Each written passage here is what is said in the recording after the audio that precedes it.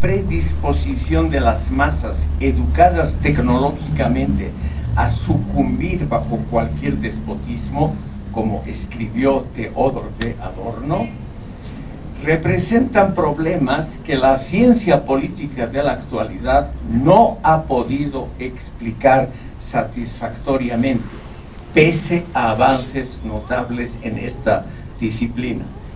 Las corrientes principales de la politología convencional dejan de lado importantes aspectos de la realidad contemporánea, como las tradiciones culturales autoritarias, la religiosidad popular, los códigos paralelos de conducta y las consecuencias sociopolíticas de la destrucción del medio ambiente.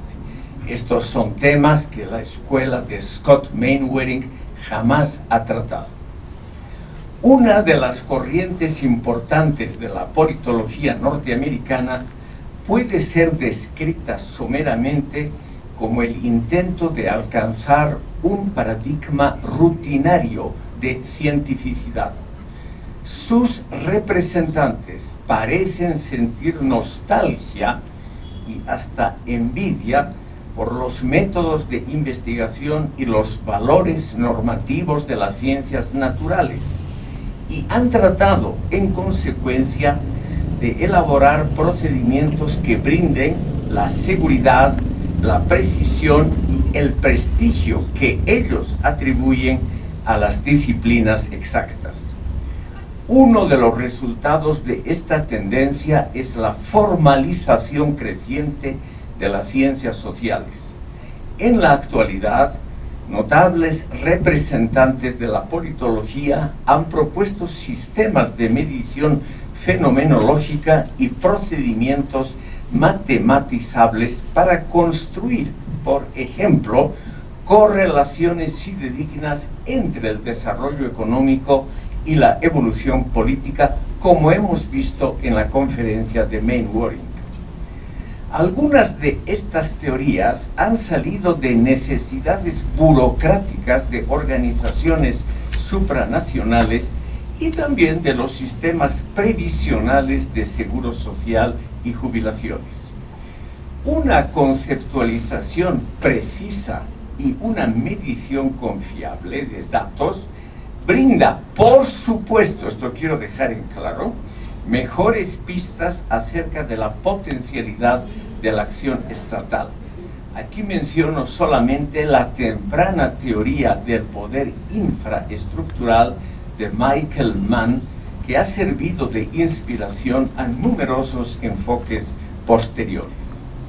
La otra corriente relevante a la que sí pertenece Scott Mainwaring ha puesto el énfasis en aspectos generalizables del pluralismo democrático, en las estructuras formales y repetitivas del tránsito del autoritarismo a la democracia, en el análisis de instituciones y partidos, en el examen comparativo de presidencialismo y parlamentarismo y en elecciones de sistemas electorales. También han hecho énfasis en la llamada ingeniería política. La calidad, la necesidad y pertinencia de estas investigaciones están fuera de toda duda. En ellas se han distinguido Aaron Leibhardt, Juan Linz, Scott Mainwaring, Guillermo A. O'Donnell y Philip Schmitter, así como muchos otros discípulos menos conocidos de Robert Dahl, Adam Grzybowski y Giovanni Sartori. Estos enfoques teóricos han contribuido a comprender la problemática latinoamericana de las últimas décadas. Soy el primero en reconocer. Y a diseñar reformas constitucionales de considerable envergadura. Hay que reconocer, por otra parte, que esta corriente de pensamiento exhibe notables matices internos, lo que exigiría un tratamiento cuidadoso de la temática. La crítica que voy a esbozar se refiere solo a algunos principios generales de esta teoría. Estos enfoques, y particularmente el del profesor Mainwaring, exhiben una inclinación institucionalista, que es legítima como delimitación temática dentro de una inmensa área del saber. Pero esta propensión puede conllevar una distorsión del análisis sociopolítico si permanece como la última palabra del quehacer teórico y si por privilegiar la esfera institucional se descuidan otros campos importantes ya mencionados. Muchas ilusiones desautorizadas por los acontecimientos de los últimos años se deben a la creencia de que la ingeniería política y la instauración de una economía de libre mercado bastarían para generar democracias duraderas y bienestar colectivo.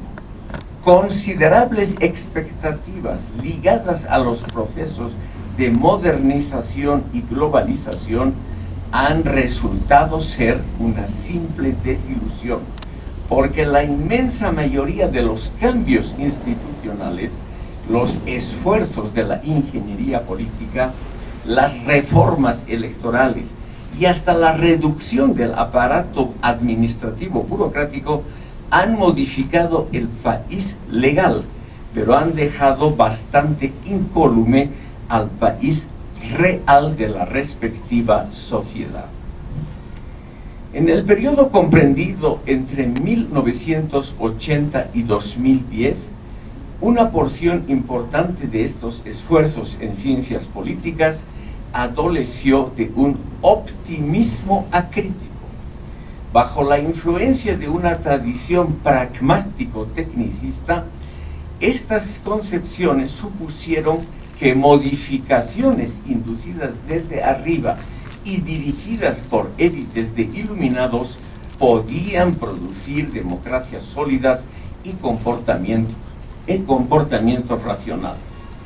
Estas teorías, así como las que generalmente irradian los funcionarios internacionales y las grandes agencias de cooperación al desarrollo, han partido de dos ilusiones racionalistas. La primera, las sociedades humanas constituirían laboratorios proclives a experimentos con su población. Y segundo, los proyectos de reforma serían básicamente factibles si existe la voluntad política de implementarlos seriamente. Estos enfoques pueden ser calificados de generalistas porque tienden a abstraer de las numerosas y variadas realidades socioculturales, históricas y antropológicas inherentes a los países en los cuales se intentaron proyectos de democratización. Un caso interesante es la ciencia política boliviana. Las recetas institucionalistas se practicaron levemente aquí entre 1985 y 2005, con el conocido fracaso del proyecto neoliberal y como consecuencia inmediata el vigoroso resurgimiento de un populismo autoritario y pseudosocialista a partir de 2006. La importancia excesiva atribuida al factor institucional queda patente cuando el pensador boliviano René Antonio Mayorga, muy cercano a Scott Mainwaring y al neoinstitucionalismo, afirmó que, cito, el marco institucional es el que ha permitido o impedido la emergencia del fenómeno de la antipolítica. Los avances de la antipolítica en Perú y Brasil remiten a mecanismos y condiciones institucionales propicias, sistemas de partidos en descomposición, multipartidismo fragmentado y gobiernos divididos. Fin de la cita. Este autor construye una relación de causa y efecto entre el sistema presidencialista de gobierno, proclive a la personalización de la política, y el surgimiento de corrientes populistas favorables a una antipolítica superficial. Si el resultado de los regímenes neoliberales puede ser calificado como una enorme desilusión colectiva, la situación de los modelos populistas, nacionalistas y socialistas que a comienzos del siglo XX han ganado marcadamente en importancia es igualmente decepcionante. Estos últimos experimentos no conllevan un designio profundo y serio de subsanar las deficiencias que vienen de muy atrás. Los modelos populistas en Venezuela, Ecuador y Bolivia, por ejemplo, consagrados aparentemente a una propaganda altisonante para extender los derechos humanos, no han podido realmente inducir un desarrollo democrático y alejado del autoritarismo tradicional. Lamentablemente, estos son regímenes que han sido apoyados por organizaciones supranacionales con un asesoramiento continuo y con la ayuda financiera de la cooperación internacional, especialmente europea. El rol global, por ejemplo, de las fundaciones políticas alemanas dista mucho de ser realmente racional y meritorio.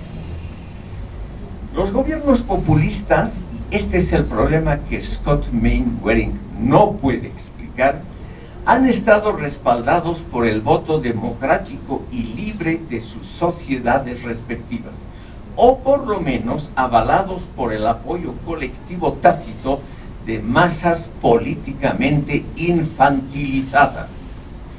El desempeño técnico-económico de estos regímenes es, en algunos casos, francamente mediocre, pero ni eso logra reducir la popularidad de algunos de sus gobernantes. Las corrientes populistas y autoritarias se valen de elecciones libres y otros procedimientos de la democracia moderna para tomar el poder y socavar las instituciones. El mejor ataque a la democracia, dice Juan José Sebrelli, es en nombre de ella misma. Como afirman Steven Levitsky y Daniel Ziblatt, ahora los adversarios de la democracia pluralista saben utilizar los procedimientos y las instituciones de la democracia para destruirla desde sus propias entrañas. Las masas populares se pueden equivocar con la misma facilidad que lo hacen los individuos, lo que se manifiesta a menudo en los procesos electorales más diversos. Que las elecciones puedan ser un camino al autoritarismo, como ha sido el caso en Alemania a partir de 1930, es claramente un tema que la ciencia política norteamericana y Scott Mainwaring han dejado totalmente de lado. Analizando un caso concreto, lo que hoy llama la atención en Bolivia es la persistencia de una sólida cultura política del autoritarismo. Lo que puede observarse es el carácter conservador convencional de las prácticas políticas, tanto del gobierno como de los partidos de la oposición. Aquí, conservador significa rutinario, reiterativo, provinciano y pueblerino, y ante todo, autoritario, paternalista y prebendalista. Lo más relevante, estimado público, reside en el hecho de que la mayor parte de la población comparte positivamente las prácticas criticadas.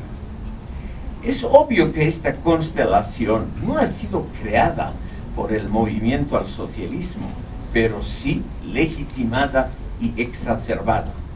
Para ello no se necesita de mucho esfuerzo creativo intelectual, sino se requiere la utilización adecuada y metódica de la astucia cotidiana, la pasividad de la población y su obediencia, por ejemplo, a caudillos nacionales o regionales, la facilidad con que se imponen el voto consigna y el carisma personal del gran hermano y la intolerancia hacia los que piensan de manera diferente es algo que se puede realmente constatar mediante encuestas de alta representatividad.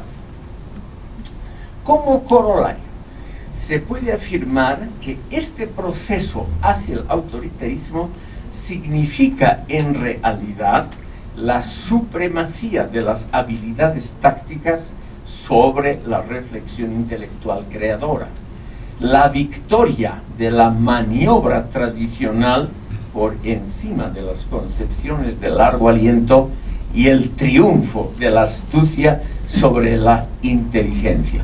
Por eso creo yo, pudiendo equivocarme fácilmente, que el autoritarismo tiene todavía una larga vida en Bolivia y países similares. Esta constelación general parece sugerir que la ciencia política debería utilizar un enfoque integrativo, lo que no hace Scott Mainwaring y su escuela, que vaya más allá de las teorías institucionalistas. La evolución de la humanidad a largo plazo, la convivencia razonable de los seres humanos y los problemas ecológico-demográficos pueden ser comprendidos eficazmente solo por medio de esfuerzos teóricos y hermenéuticos que vayan más allá de la compilación confiable de datos empíricos y del establecimiento de correlaciones, que es una de las especialidades de Scott Mainwaring.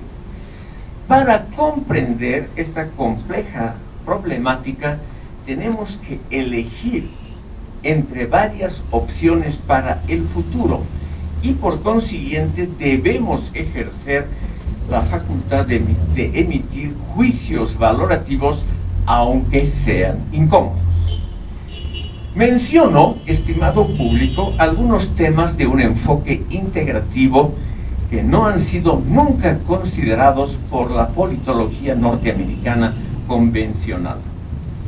La complejidad de las nuevas estructuras sociales y la variedad inesperada de normativas de orientación han producido prolongados fenómenos de anomia, desestructuración social e inseguridad.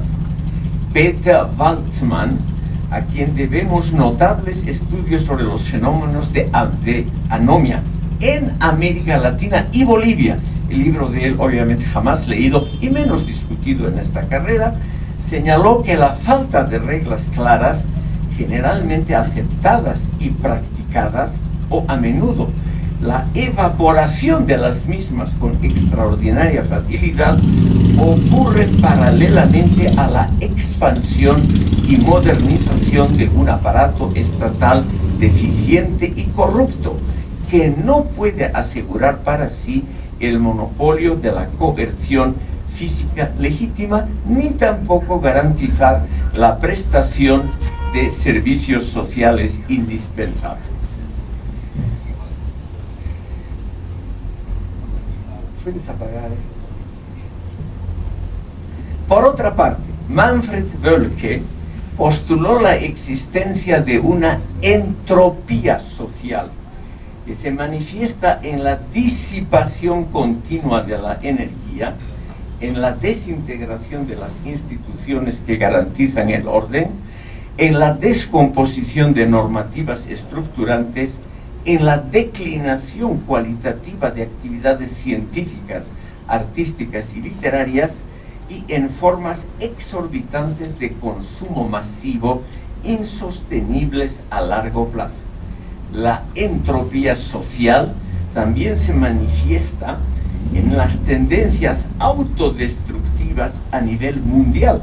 Por ejemplo, el incremento de la criminalidad y de la inseguridad, la aparición de guerras civiles sin metas claras, y con respecto a nuestra base de la vida, la destrucción incesante del medio ambiente.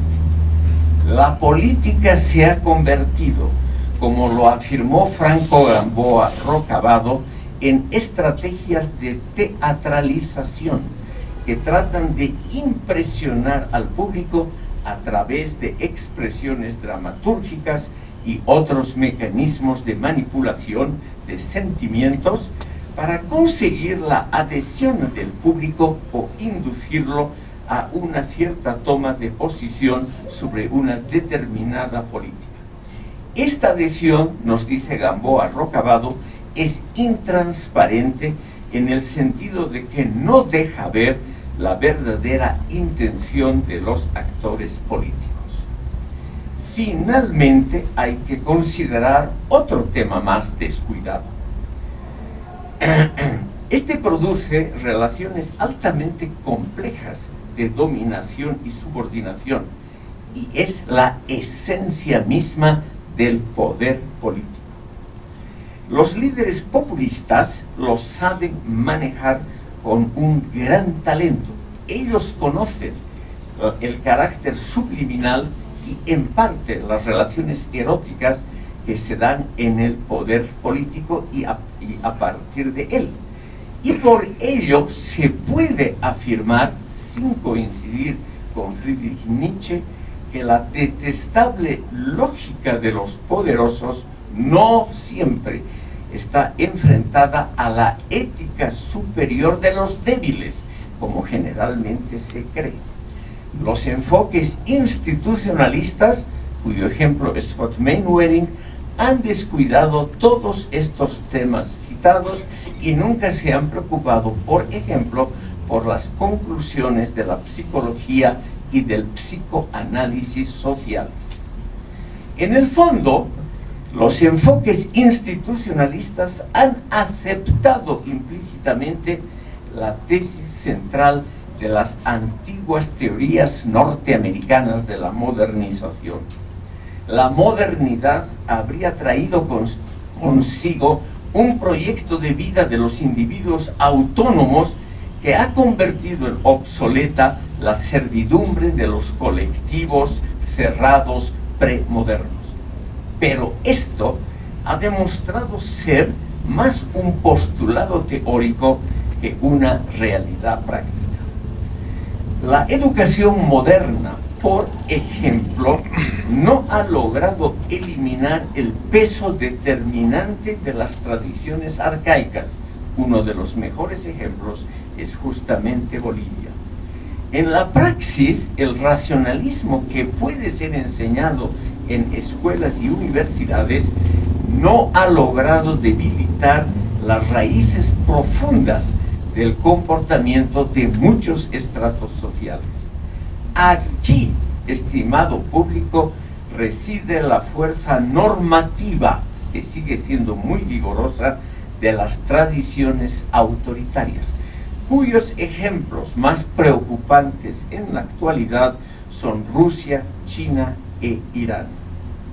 Un pensador ruso muy cercano al gobierno de su país, Alexander Dugin, aseveró que la democracia sería, cito, una civilización satánica, lo cual es muy similar a lo que pensaron los inquisidores católicos sobre los avances del racionalismo aplicados a la esfera pública a partir del siglo XVI. Pudiendo equivocarme fácilmente, creo que el mainstream de la politología norteamericana, en el ejemplo de Scott Mainwaring, no vislumbró todo el potencial de populismo autoritario e irracionalismo tecnificado que parece encarnar el régimen de Donald Trump en los Estados Unidos y el de Vladimir Putin en Rusia. Potencial que fue ya descrito muy tempranamente, 1950, por Theodor W. Adorno en su estudio sobre la personalidad autoritaria de los Estados Unidos. Menciono a propósito este nombre porque es la clase de literatura que los neoinstitucionalistas y Scott Mainwaring arrogantemente nunca toman en cuenta. El tipo predominante del ciudadano autoritario contemporáneo combina cualidades que solo a primera vista parecen antagónicas. Posee simultáneamente destrezas técnicas y prejuicios retrógrados. Es celoso de su independencia y tiene miedo a no ser igual a los demás. Se viste de manera extravagante, pero sigue devotamente las convenciones de su grupo. Se cree progresista y es solo cínico. Se considera individualista y se somete fácil y gustosamente a las modas y a las autoridades del momento. Y por lo demás, este tipo humano tiene marcadas actitudes racistas o por lo menos etnocéntricas. La humanidad en cuanto tal le es indiferente. Pese a todos los adelantos técnicos en el campo comunicacional, para la mayoría de los seres humanos tienen relevancia solo las experiencias inmediatas y no la reflexión crítica. Y por lo tanto, el futuro a largo plazo de la humanidad no es generalmente el mejor. Sobre este tema escribió el historiador y sociólogo chileno Fernando Mírez. Lo menciono aquí a Fernando Mírez porque él escribió un libro sobre la Revolución Nacional Boliviana de 1952. Y él, por ser un espíritu crítico, pertenece a aquellos pensadores como Adorno, etcétera, que Scott Mainwaring y los institucionalistas jamás van a mencionar. Cito a Mírez textualmente: lo único que podemos decir con cierta seguridad es que los antiguos paradigmas políticos se encuentran a la defensiva, sino en retroceso, frente al avance de la ofensiva putinista y trumpista, la que pone en entredicho toda la legislación que hasta ahora regía las relaciones económicas y políticas. Trump, en su ofensiva destructiva, no es más que un continuador de Putin, o para ser más claro, la guerra a Occidente democrático y liberal, que declaró primero Putin usando medios militares y continúa Trump usando medios económicos, es solamente un signo del tiempo actual. Fin de la cita. Todo esto puede ser interpretado superficialmente como un retorno a formas de un fundamentalismo cultural que creíamos superadas, por lo menos en el ámbito occidental. Sin embargo, Fernando Mírez nos aconseja preguntarnos de manera más diferenciada. Cito: podemos pensar que Trump no es sino un vocero de un programa que anuncia un nuevo paradigma aplicado a la política internacional. Se trata de una lucha entre dos paradigmas.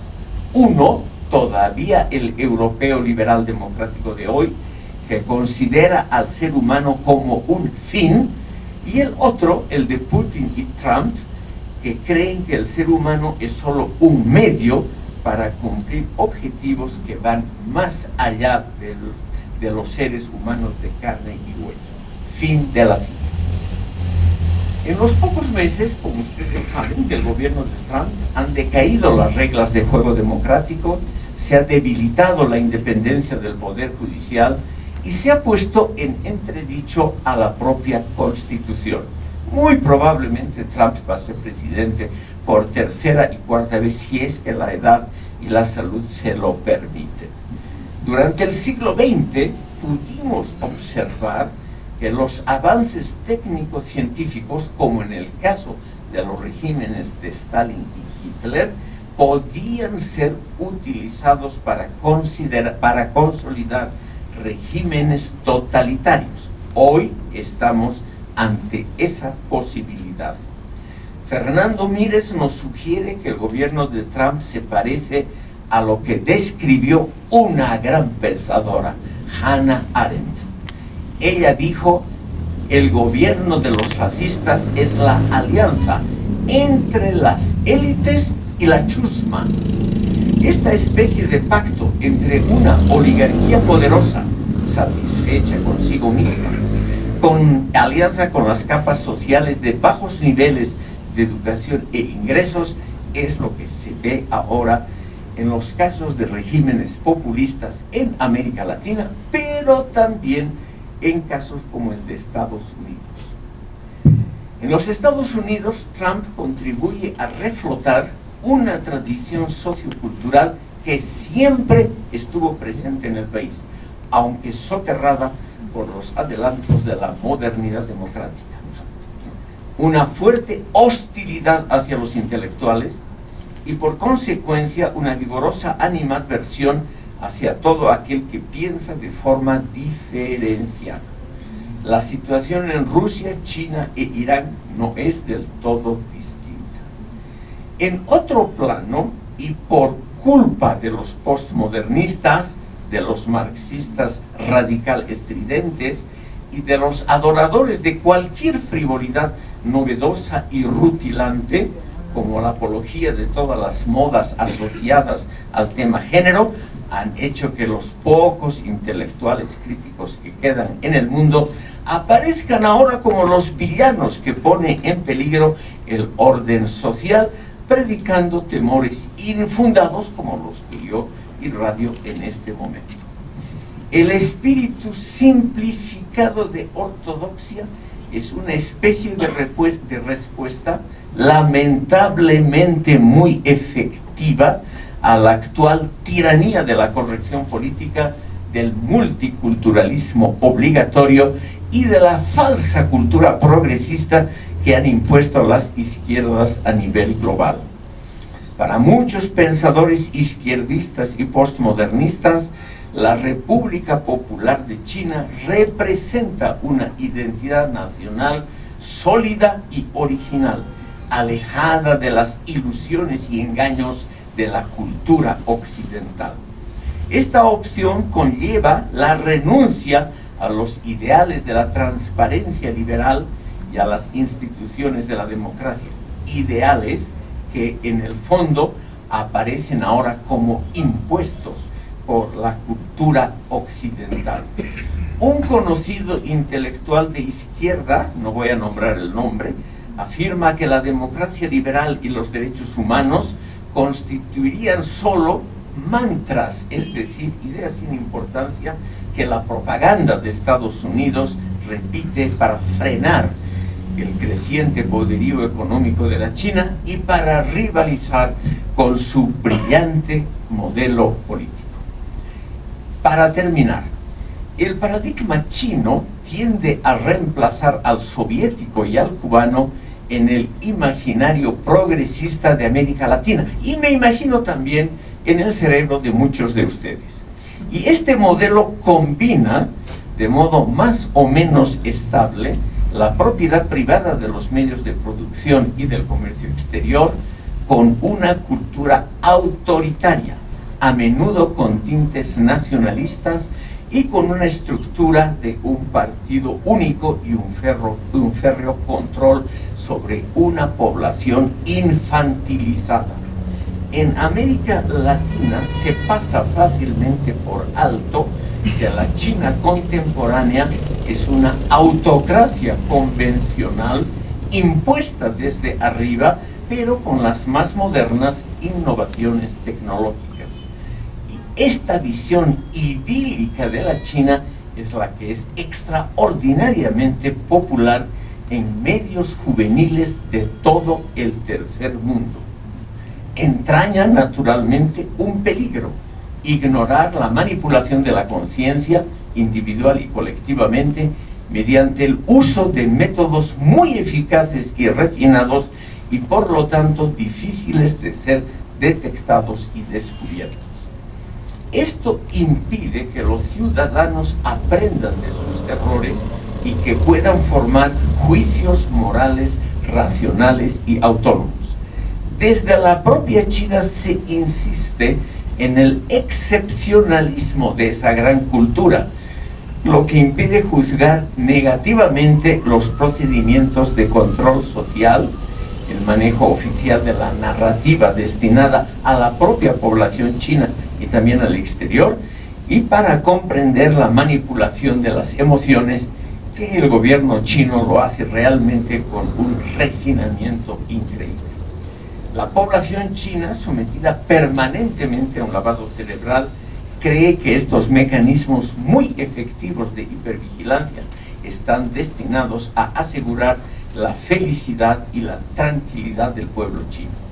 Tendencias similares de una creencia ingenua en que China representa una alternativa válida al odiado Occidente se difuminan también en todo el tercer mundo bajo el régimen del nativismo y aquí en el área andina del indianismo y el catarismo.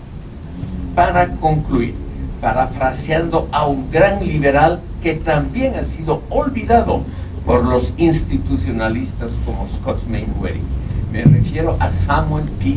Huntington. Él dijo: los regímenes más perdurables y resistentes son los que admiten conflictos en un marco de libre expresión y competencia.